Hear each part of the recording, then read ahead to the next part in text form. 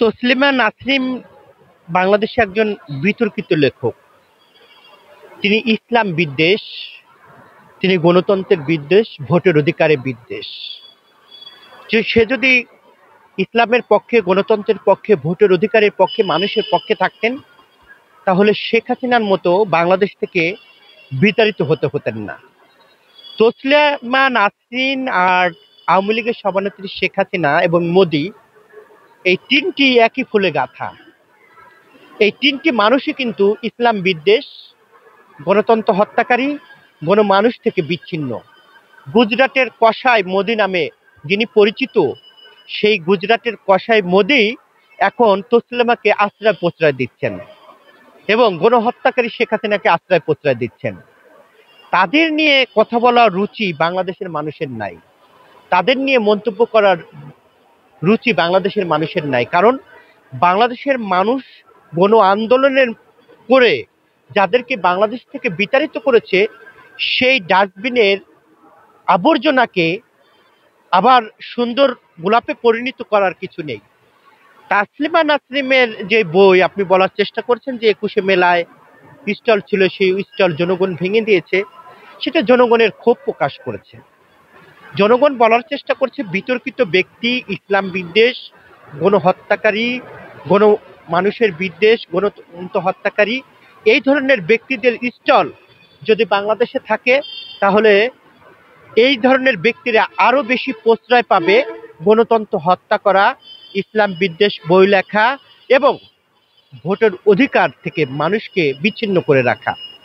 ভারতে বসে গুজরাটের কসাই মোদি ইন্ডিয়ান র টাকায় এই শেখ হাসিনা এবং এই তসলিমা নাসরিনরা বাংলাদেশে অরাজকতা করার চেষ্টা করছে, যাতে বাংলাদেশে একটা বিশৃঙ্খলা করে জাতীয় নির্বাচনকে কালক্ষেপণ করা যায় এবং রাজনীতিতে একটি তালমাতাল করার চেষ্টা করছে।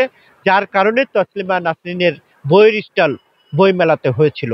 বাংলাদেশের মানুষের প্রত্যাশা ছিল বিতরিত ব্যক্তির বই বাংলাদেশে চলবে না। সেই বইয়ের স্টল যারা পারমিশন দিয়েছেন, সেই বইয়ের স্টল যারা বসিয়েছেন, তাদেরও বিচারের কাঠগড়ায় দাঁড় করতে হবে, এটা বাংলাদেশের মানুষের প্রত্যাশা। বিতর্কিত ব্যক্তি, গণহত্যাকারী ব্যক্তি, ইসলাম বিদ্বেষ ব্যক্তি, গণতন্ত্রের বিপক্ষের ব্যক্তি যারা পালিয়ে ভারতে বসে বাংলাদেশ নিয়ে ষড়যন্ত্র করে, তাদের বইয়ের স্টল কেন বই মেলায় হবে, এটা জাতি জানতে চায় এবং অন্তর্বর্তী সরকারকে এটা জাতিকে পরিষ্কার করতে হবে।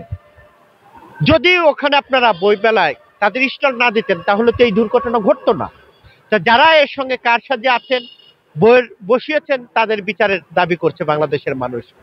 অন্তর্বর্তী সরকার এই দায় এড়াতে পারে না, কারণ শেখ হাসিনা, তসলিমা নাসরিন এরা বিতর্কিত ব্যক্তি। এই বিতর্কিত ব্যক্তিদের বই এবং তাদের সন্ডামন্ডা গুন্ডা বাহিনী দিয়ে বাংলাদেশে অরাজকতা করবে আর প্রশাসন ঘুমিয়ে থাকবে, এটা বাংলাদেশের মানুষ আশা করেনি।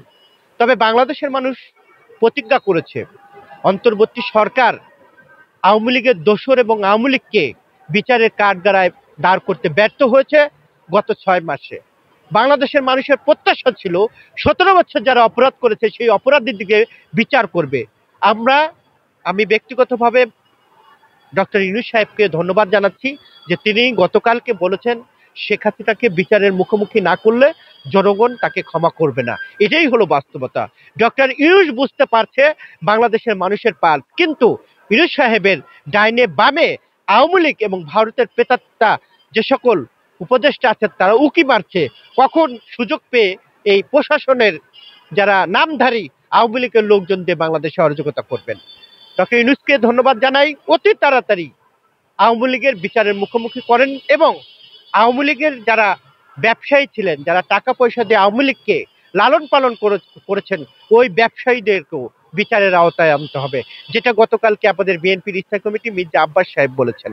কারণ বাংলাদেশের মানুষের প্রত্যাশা, এই ব্যবসায়ীরা গত ১৭ বছরে সিন্ডিকেট করে বাংলাদেশের মানুষকে না খেয়ে মারছে। আবার সামনে রমজান আসছে, এই ব্যবসায়ীরা সিন্ডিকেট আবার সক্রিয়। এই সিন্ডিকেট আওয়ামী লীগের সিন্ডিকেট। এই বসুন্ধরা, কাজী গ্রুপ সহ অন্যান্য যারা আছেন, এদেরকেও বিচারের কাঠগড়ায় দাঁড় করতে হবে, এদের বিচারের আওতায় আনতে হবে।